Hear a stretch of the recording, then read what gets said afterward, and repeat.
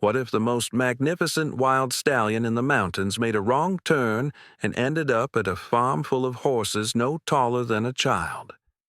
What if his arrival wasn't a mistake at all, but the answer to a crisis no one saw coming? A storm, a broken fence, a desperate herd of miniature horses facing a threat they couldn't survive alone, and one massive wild stallion who would do the impossible to protect creatures a fraction of his size. This is a story about instinct that defies logic, about courage that comes in unexpected forms, and about how the wildest heart can become the gentlest guardian. If you believe in the mysterious wisdom of animals and bonds that transcend size and species, please hit that like button and subscribe. It helps our channel share more incredible stories like this one. The town of Pinewood sits in a shallow valley between two mountain ranges, a place where the land rolls in gentle waves of pasture and forest. The air always smells of pine needles and wild grass. The mountains to the west are old and worn smooth by time, their peaks modest, their slopes covered in Douglas fir and hemlock, so thick the forest floor stays in perpetual twilight. It is quiet country, sparsely populated, the kind of place where neighbors are separated by miles of dirt road and everyone knows everyone's business by Sunday service. The people here are farmers, loggers, craftspeople. They live by the rhythms of weather and seasons. They respect the land and the animals that share it. The wild horses that roam the high meadows are part of the landscape's mythology. Rarely seen, often discussed, always respected. They are ghosts of another time, remnants of ranching operations from 100 years ago that went feral and survived. Beautiful, untouchable, free. Emily Morgan owned Clover Hill Farm at the eastern edge of town, 12 acres of pasture, a weathered red barn, and a small house with a sagging porch that faced the mountains. She was 34, short and sturdy with calloused hands and sun-weathered skin. Her brown hair was always pulled back in a practical ponytail. Her eyes were the pale blue of winter sky, kind but tired. She had inherited the property from her grandmother 5 years ago and had turned it into something unique, a sanctuary for miniature horses. She had 17 of them, ranging from 28 inches to 36 inches tall at the shoulder. Tiny horses with the personalities of giants. Some were rescues from bad situations, neglected or abused.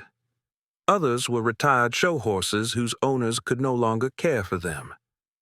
Emily had taken them all in, funding the operation with her job as a veterinary technician at the local animal clinic and every spare dollar she could scrape together. The miniatures were her life, her purpose, her family. She knew each one by temperament and quirk. Buttons, the herd leader, bossy and brave despite being barely 30 inches tall. Pepper, the clown who stole tools and hid them. Daisy, the gentle soul who mothered every new arrival. Jasper, Comet, Willow, Scout. 17 tiny horses who depended entirely on her. The storm came in October, a freak early winter system that swept down from Canada with shocking speed and violence. The Weather Service issued warnings, but in Pinewood, storms were common. People prepared but didn't panic. Emily brought her miniatures into the barn, all 17 of them crowded into stalls designed for full-sized horses, the little ones nickering and stamping, anxious but safe. She checked the latches twice, filled water buckets, threw extra hay.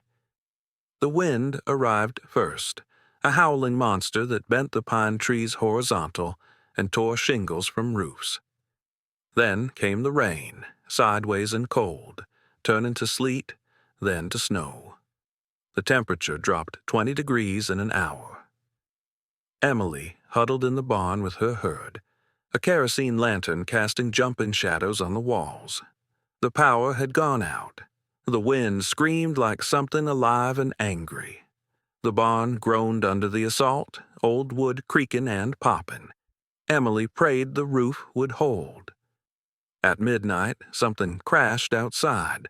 A sound like an explosion that made Emily jump, and several of the miniatures squeal in fear. She grabbed her flashlight and pulled on her rain jacket, shouting to be heard over the storm. "Stay here, I'll be right back."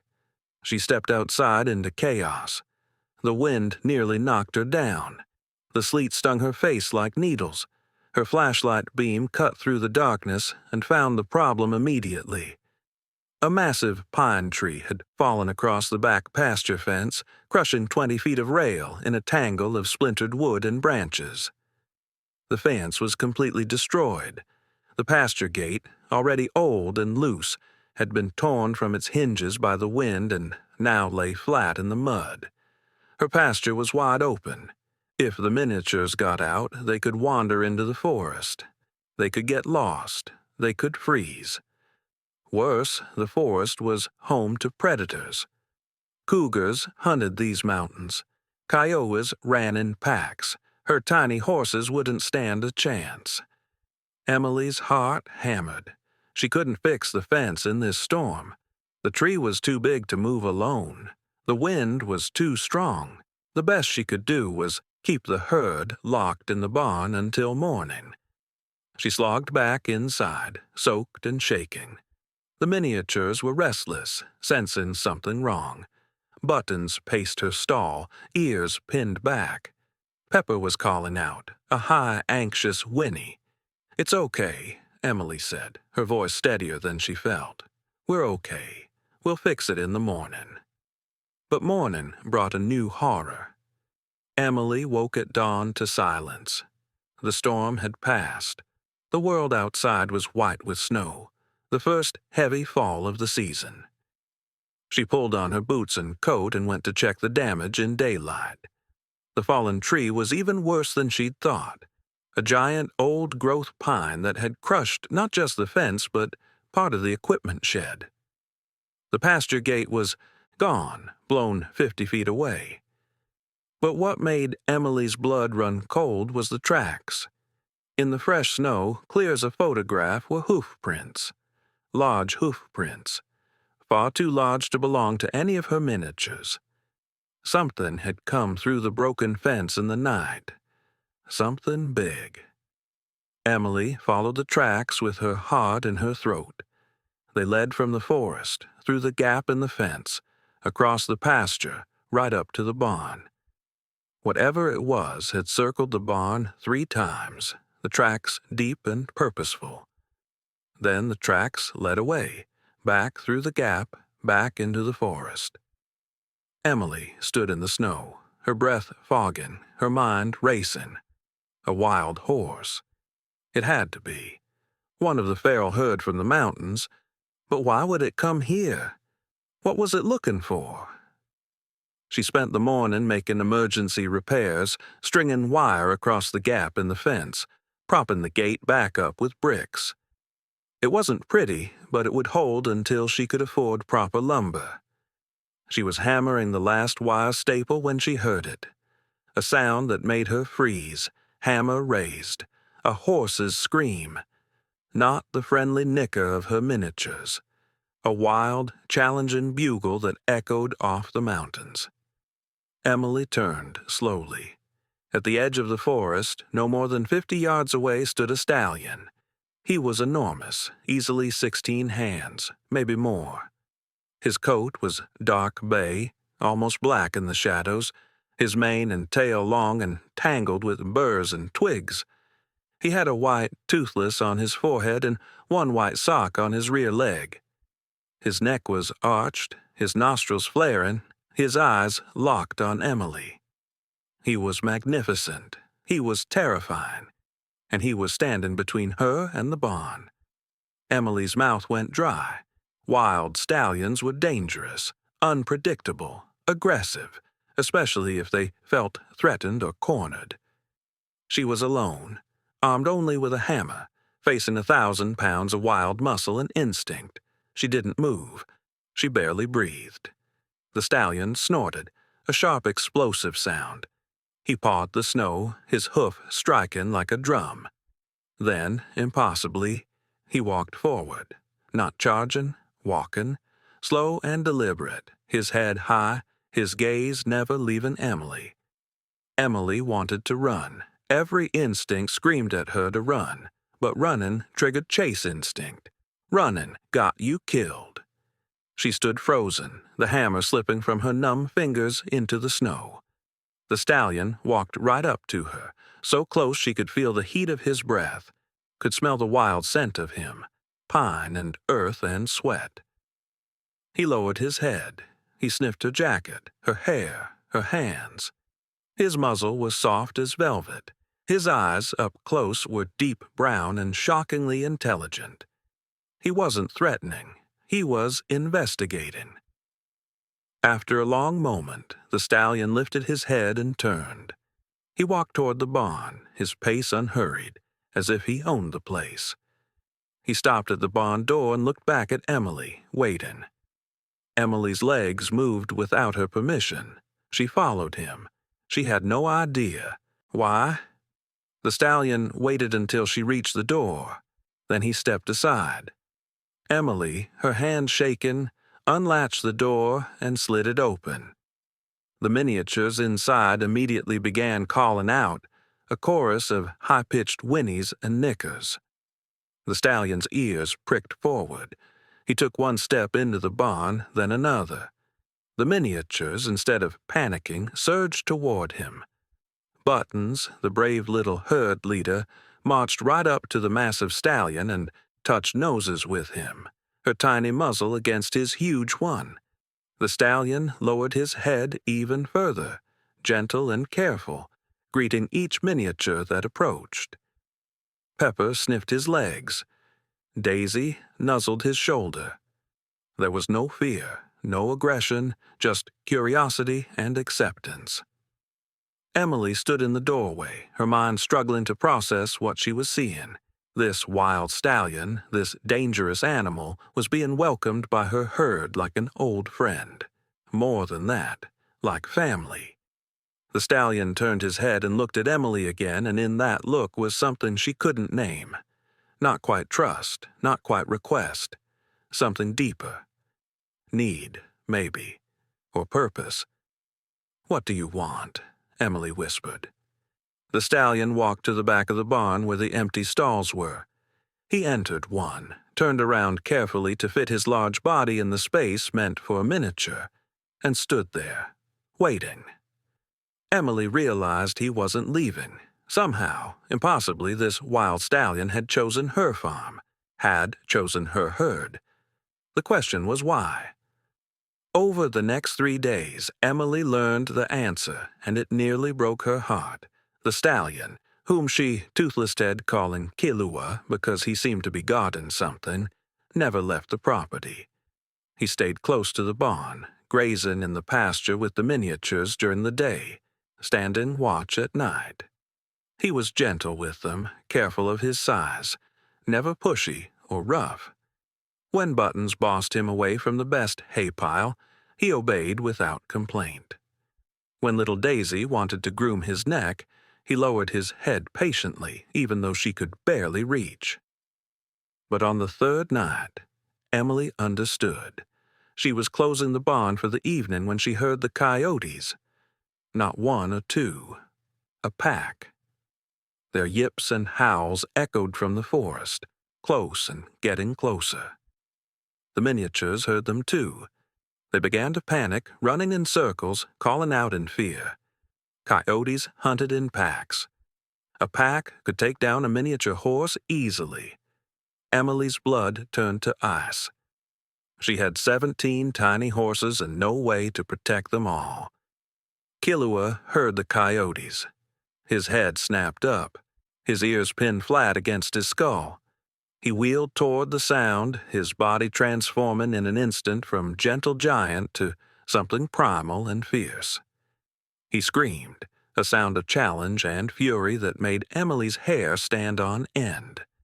Then he charged, not away from the coyotes, toward them. Emily watched in frozen horror as Killua galloped across the pasture toward the tree line. The coyotes emerged. From the shadows, 7 of them, lean and hungry. They saw the miniatures, easy prey. They saw Emily, irrelevant. Then they saw Killua. The stallion didn't slow down. He hit the pack like a battering ram, hooves flying, teeth bared. He reared and struck, his front hooves crashing down with bone-breaking force. He spun and kicked, his rear legs pistoning out. He screamed again, that wild battle cry, and the coyotes scattered, yelping and fleeing back into the forest. Killua chased them to the tree line, making sure they were gone. Then he turned and trotted back, breathing hard, his coat dark with sweat. He positioned himself between the forest and the barn. He didn't move for the rest of the night. He stood guard. Emily sat on her porch, wrapped in a blanket, watching him, tears streaming down her face. She understood now. Killua wasn't here by mistake. He was here because the miniatures needed protection, because Emily needed help, because somehow, someway, this wild stallion had sensed a herd in danger and had appointed himself their guardian. The next morning, Emily called the wildlife officer for the county, a man named Dan who'd grown up in Pinewood. He arrived an hour later, his truck rattling up the driveway. Emily explained everything: the storm, the broken fence, the stallion's arrival, the coyotes. Dan listened, his weathered face thoughtful. Then he walked out to the pasture where Killua was grazing peacefully among the miniatures, looking like a father surrounded by his children. "I'll be damned," Dan said softly. "That's the king." Emily looked at him. The king. That's what folks call him. The king of the wild herd. We've been tracking that band for 10 years. He's the dominant stallion, smartest horse I've ever seen. His herd ranges about 30 miles north of here in the high country. Dan shook his head in wonder. "I got no idea why he's here, but if he chose your place, Emily, there's a reason." Over the following weeks, the reason became clear. The wildlife officer put up trail cameras in the forest around Emily's property. What they captured was astounding. Every night, predators approached, cougars slinking through the shadows, coyote packs hunting, even a young black bear, confused and aggressive after being woken early from hibernation. And every night, Killua drove them away. He patrolled the fence line. He positioned himself between the threats and the miniatures. He fought when he had to and intimidated when he could. The miniatures, who should have been easy prey during that hard early winter, were untouchable because they had a protector. Word spread through Pinewood, people Toothless Ted stopping by to see the wild stallion who'd become a guardian. Some brought apples and carrots. Others brought hay to help Emily feed her expanded herd. The local feed store donated grain. A lumber company sent workers to properly repair the fence, free of charge.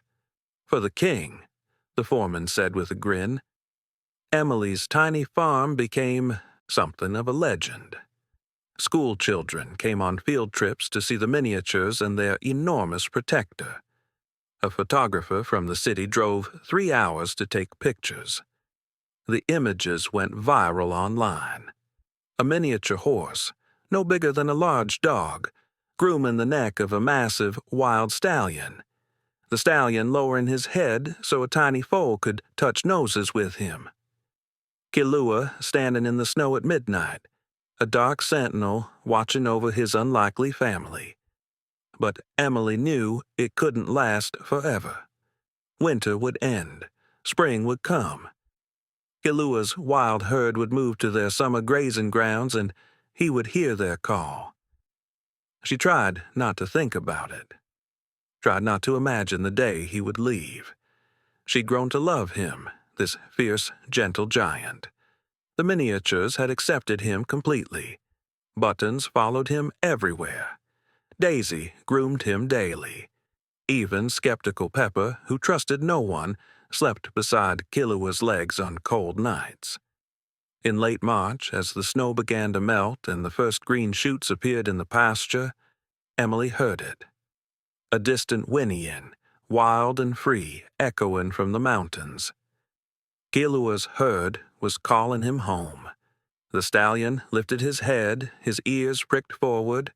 He answered, a long bugling call that made Emily's heart crack. He was leaving. She knew it. That night, Emily sat on her porch watching Killua pace the fence line. He would walk toward the forest, then turn back to look at the barn. Walk again. Turn again. Torn between two worlds, two families. Emily stood and walked out to him. She put her hand on his neck, feeling the powerful muscle beneath the rough coat. "It's okay," she whispered. "You can go. You've done so much for us. You saved them. You saved me. But your family needs you too." Killua lowered his head and pressed his forehead against her chest. They stood like that for a long moment, woman and wild horse, connected by something words couldn't touch. Then Killua pulled back. He walked to the barn and touched noses with each miniature one last time. Buttons stamped her tiny hoof as if commanding him to stay. Daisy whimpered, a sound Emily had never heard a horse make. But Killua turned away. He walked to the gap in the fence that led to the forest trail. He looked back once, his dark eyes meeting Emily's. Then he was gone, melting into the shadows like smoke. Emily stood in the cold spring night and let herself cry. The miniatures gathered around her legs, pressing close, seeking comfort and offering it. They had lost their guardian, their protector, their king. But 3 nights later, Emily was woken by a familiar sound, a horse's nicker, low and gentle just outside her window. She threw on her coat and ran outside barefoot, her heart pounding. Killua was back, but he wasn't alone. Behind him stood a mare, smaller than him but still full-sized, her coat a warm chestnut. And beside the mare, on shaky legs, was a foal, no more than a few days old, white with brown spots, impossibly tiny, barely bigger than the miniature horses. Emily's hand flew to her mouth. Killua walked forward and gently nudged the foal toward Emily. The mare followed, calm and trusting. Dan, the wildlife officer, explained it the next morning, his voice filled with wonder. The foal was born premature, too small, too weak. In the wild, she wouldn't survive. The herd would have to leave her behind to keep moving. Killua couldn't protect her out there. So he brought her here, to you, to the only place he knows where small horses are safe. Emily looked at the foal, now nursing from her mother in the barn, surrounded by curious miniatures who'd already accepted the baby as one of their own. Killua stood in the pasture, watching over them all. He'd brought his daughter to the herd that had taught him that size didn't matter, that family was more than blood, that protection meant more than strength. For the rest of that spring and summer, Killua split his time between two worlds. He would leave for days to be with his wild herd in the mountains. Then he would return, always at night, to check on his daughter and the miniatures. He never stayed long, but he always came back. The foal, whom Emily named Toothless for the white mark on her forehead like her father's, grew strong and healthy. She bonded with the miniatures, playing with them like siblings, never knowing she was different, never caring that she was bigger. By her first birthday, Toothless was already too tall to be a miniature, but too small to survive easily in the wild. She was caught between worlds, just like her father. But at Clover Hill Farm, she fit perfectly. Killua seemed to understand this. His visits became less frequent as Toothless grew older. He was letting go, trusting Emily to raise his daughter the way he couldn't.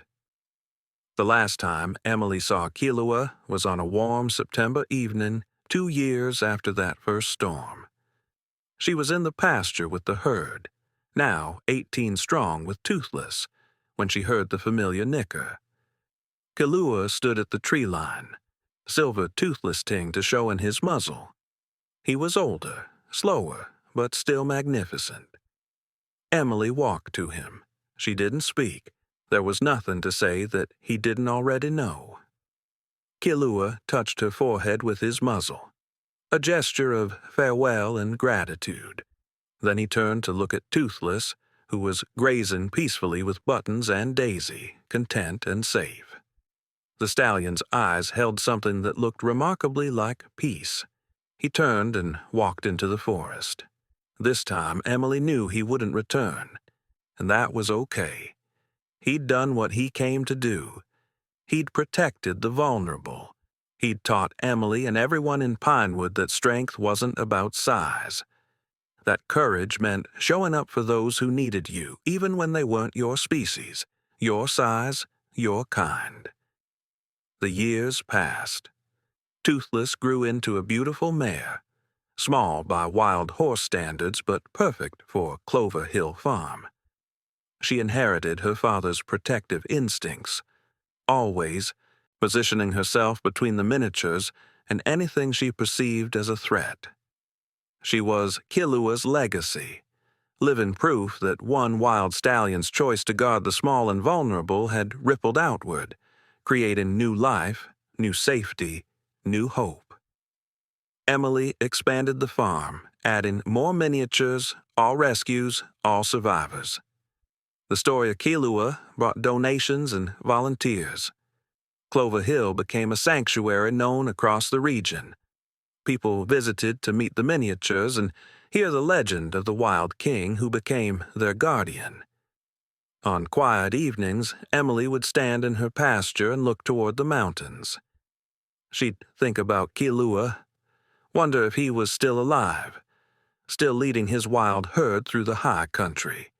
She liked to imagine he was gray-muzzled and wise, telling his story to younger stallions, teaching them that true strength wasn't domination but protection, that the wildest heart could hold the gentlest purpose.